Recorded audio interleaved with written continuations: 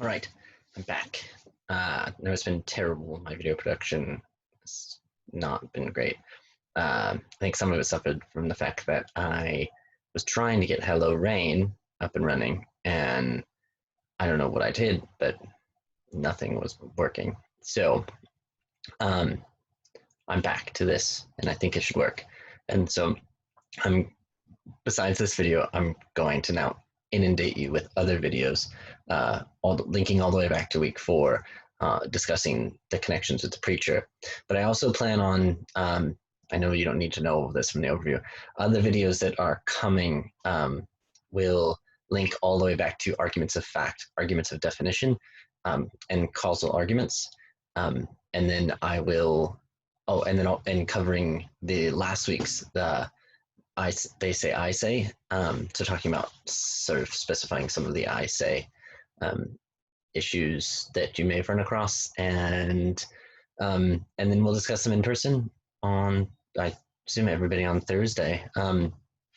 So unless you're having issues, and I'm sorry that you're having issues, if you're having issues with the podcast, just let me know, and like I said, I'll extend the deadline to Sunday the 31st. I don't think I've put that into the Moodle yet. It should come and you'll see it in the calendar. And any issues that you're having, let me know. Like if you're irritated by anything that I'm doing, let me know. I'm sure that's possible. But I'm lenient nonetheless. And I'm focusing mainly on the feedback that we're going to talk about on Thursday, and the rest of how your development's going as views, but also some of the ideas that are I have been involved in the conceptual / thematic aspect of this class. We'll be watching Hello Rain. I'm going to make it happen. I want you to see it. It's very interesting. You may have already just decided to watch it on your own if you found it online. But I am still having a terrible time trying to find a way to share it with you without doing whatever it is that I had done to my computer to try to pirate it. So that's and there's no need. I own it, but I can't seem to find a way to open source it, to share it. I can't put it in like I normally would put something into VLC and transfer it using a codec that way, and I can't do it. I can't record it straight from Zoom. I was told I could do that. I can't do that. So I've known, I've sort of, the IT department, the computer services department was at a loss about how I was going to share this movie with you. I'm going to do it though, it's gonna happen. And so let's just get into week 8 overview, and I'll make it painless. It's a painless week, but besides the fact that I'm asking you to meet with me and talk about your writing, it's a pretty painless week. And you guys have done an exceptional job with the They Say I Say from last week. Great comments, very thoughtful. So let's talk about what you're doing this week. I'll do a quick share my screen. We've got Moodle here. We're looking at week 8 to click on things. So you can see we got a nice little gift. I don't know if anybody watches Outlander, but Blackjack Randall here. I regret none of it, right? And that's just be a joke for you all about your papers. So I'll be, slightly critical of your writing. I could just imagine you looking me in the eye and say, and I regret none of it, Troy. Enjoyed this. So it's ridiculous. I'm being silly. And I guess maybe shouldn't be silly. It's not a very silly time in history. But it's the way I can cope. Enjoy it. Maybe not. Hate it. So you see here, you have part 3 of They Say I Say, tying it all together. It's all about coherence. If you have been somebody who got a copy of They Say I Say ahead of time and you've read the whole book and you're just like, Troy's so boring that makes us read all the bits, you'll see that it's another, what I would think is an interesting chapter, and mostly because their focus is this really simple but clear. That's what I like about this, Graft and Birkenstein is that they're taking something that you've probably heard most of your life and like just giving it a little more, maybe more weight, or maybe just more clarity that you have the ability. They're breaking things down in ways it's like, well, I could just adopt this, right? I mean, like their little list here. Most of the time, I think the issue is that um, everyone who writes, who's not like constantly writing or thinking about it, for, forgets to make these transitions. And there's also like, I could think about my family, particularly my father. Um, he, I've been in situations where I've used phrases or words like these, and he's made fun of me for doing so, because he thinks that they're too, like that universal symbol for snobby or highbrow, and maybe condescending in his view. I don't know why that would be, other than he never went to college. He never. I mean, if you want to know any, my father worked in a fiberboard plant my entire life, until recently. You don't need to know any more than that. But he he's all, yeah. My dad's a blue collar guy, and so he thinks phrases like accordingly, or even correlative conjunctions like nevertheless. I love these here. I love all these correlative conjunctions. Saying like something like despite. It's some.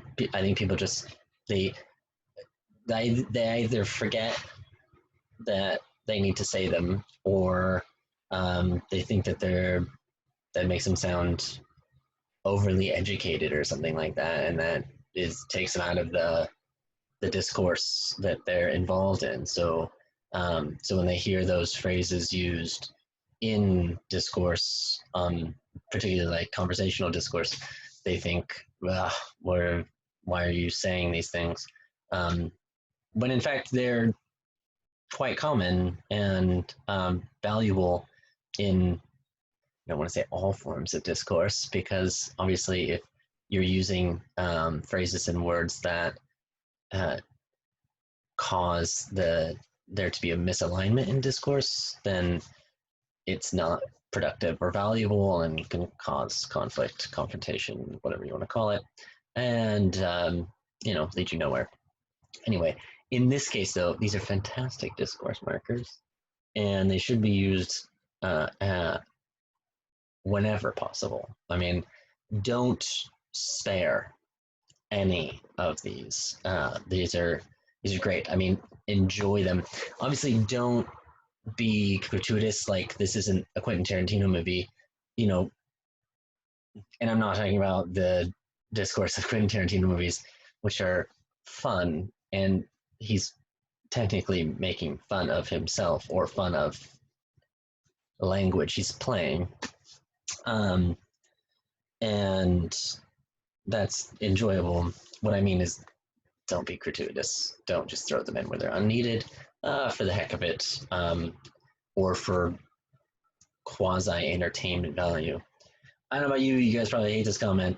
I finally watched Inglourious Bastards like recently, this year, and I couldn't finish it. I thought it was awful, and that's weird because I am a Tarantino fan, and everybody says that it's probably the best of his oeuvre. Um, and yeah, I said au revoir using a ridiculously French accent. West Indies French accents, I'm joking. But yeah, so use these, use them well, use them whenever you can, enjoy it. And yeah, that's what we need. We need more of those discourse markers. We need the connections made, so that it's like you're clamping, like the graphic that they show in this, arms holding the two sentences together. You're sort of like, what's the guy's name from the Bible? The really strong guy, with the hair, Samson, right? You guys might know the name better if you're not of the biblical mindset from Dave Chappelle's half baked, right? They call me Samson. Um,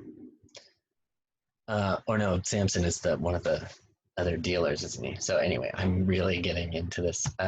So enjoy it, read it, understand why they're saying what they're doing. The pointing word section is fantastic because again, people forget to use those descriptive adjectives that are necessary to like say, hey, like look at this thing.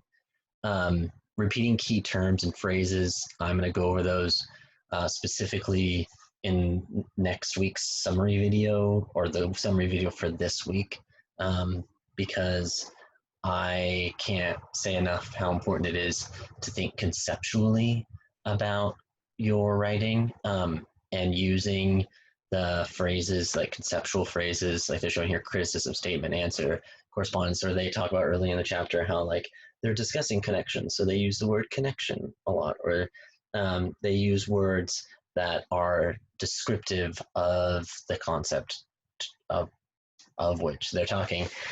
So it's like that. You might even find yourself doing a little bit of reverse engineering of your essay to identify what kind of conceptual phrases or words that you know you need to pepper throughout your paragraphs to keep them coherent, to make sure you're linking, you know, you're moving from this high like topic sentence sort of overarching position to a, sort of a reasoned statement that moves in maybe to an example. You're pulling in a source, but then you need to make sure that you're then pulling back out, right? And so that pulling back out, that moving up the ladder of abstraction back to the where, what position, what scope you have on this, what angle you're taking, that those conceptual phrases are really important. I'm really discussing this too far, and I need to make this shorter. So read this with a, like you say, this is like an instruction manual, as this is, you should be thinking sort of when you read this. And as you get into the second part, that idea of not setting aside your own voice, really pay attention to how they describe sort of this idea of mixing academic and colloquial styles, because it's becoming more and more a matter of course. I'm trying to think of like that. I should say that that academic discourse, and you guys read about this earlier with like the style ideas, is that your more and more academic discourse is becoming a function of how blended it can be, like how many moves, how much meshing, like that they talked about in this the first week when you guys read about style, that code meshing. So it's not like code meshing and mixing. It's not like code switching, where you're moving wholly from one like language to another language, or you're using two languages together. To It's not, code meshing is much more instead of like you speak like Spanish when you need to speak Spanish, and then you speak English when you need to speak English, and sometimes you move those in and out. The meshing is much more of it would like you're blending the two languages together, and in more so you're blending like registers, dialects, discourses together. So you might find the description that they're using is like, well, there are ways in which you can do this in a acceptable way, and I mean like that you won't be accused of like misunderstanding academic discourse, but that you'll recognize that there are times in which for you to create your own vision and have your own voice, you can't like be completely in like you can't completely adopt an academic register. You have to you have to like adapt it to your own, like, or to the tone of the piece. So like when I've asked you to get all to write like summaries or do any sort of writing in class, I've always said, like throw in jokes. And when I talk it, like now when I discuss like talking about Quentin Tarantino and whatnot, that's what I mean. It's like your your perspective and your voice is important, and you need to mediate that with a academic style. So you're being, the style is that you're maybe not dispassionate, but you're at least there's a little distance between you but at times you close the distance and you bring yourself in, your own representation that's there, and the way your mind is. I've always told you like I'm, it's the way I see it and what's going on in my mind, the connections that I make, those associations are what are valuable to the meshing of the codes between your own discourse, your own dialects, your own languages, and the research and writing that you're doing for any academic work that you do at university or for the rest of your life. So play with it, have fun with that. And then in the last bit here, and like in the like when to mix styles, consider audience and purpose. It's really good advice. I mean, all this. I had you read these two books. Everything's an argument, and they say and I say because they do such a good job of clarifying arguments. And then the last one, the art of meta commentary, is they put this together so perfectly. That sense of reflection and like recognizing what you're doing, and being critical of yourself, and sort of like that part when you guys were looking at structures of arguments, and like there was the the classical model, the Rogerian invitational model, and the Tolman model. This meta commentary is like a lot like that Rogerian invitational model section, where it's like that sense of really being self-aware of your argument, and putting it out, being explicit about that awareness that's there.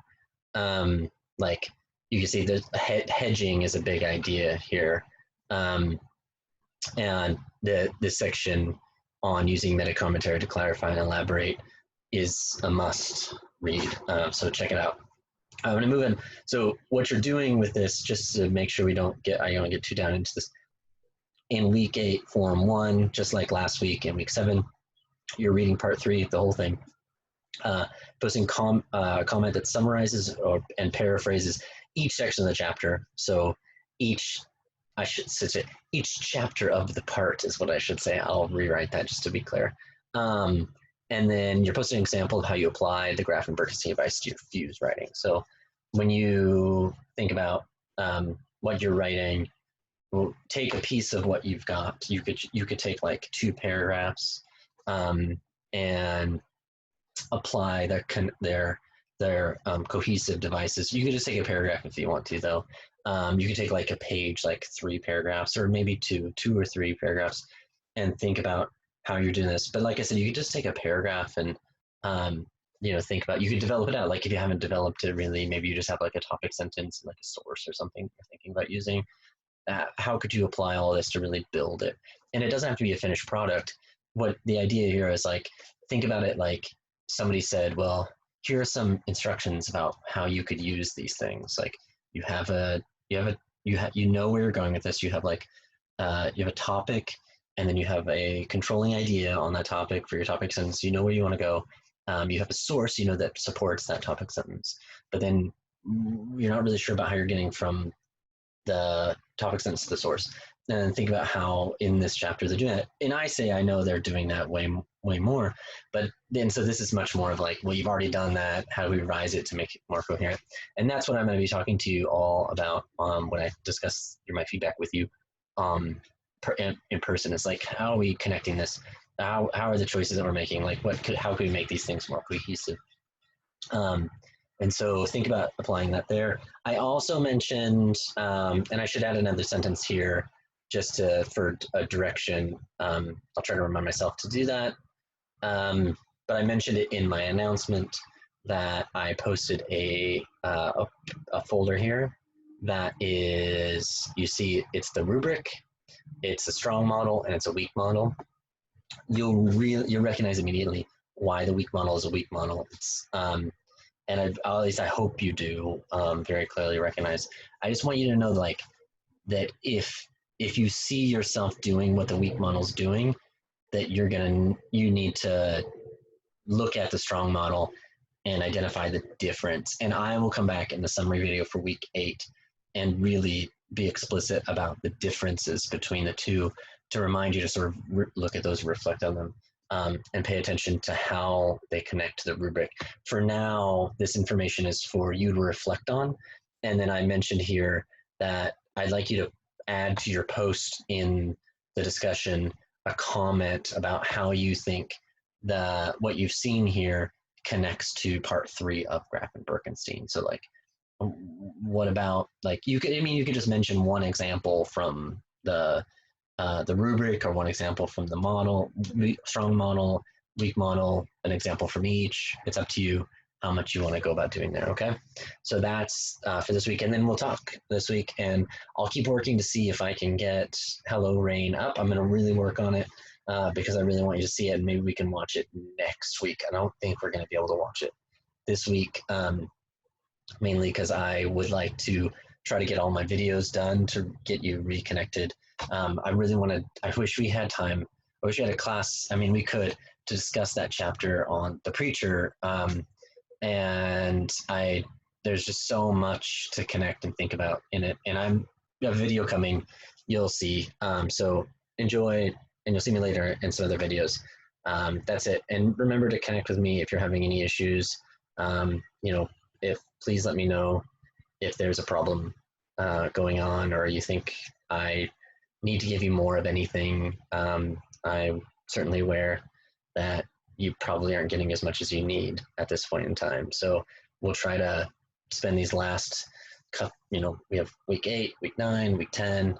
We'll try to spend these last few weeks together, making sure that you're getting what you need. We're clearly talking about your writing development, your thinking development, and that you finish 103 and the whole USem series feeling like you built your skills and you feel strong, capable to take on the rest of your classes during your time at SOU or whatever institution you end up on, or whatever career you take on. So I'll see you in other videos and on Thursday. Thanks.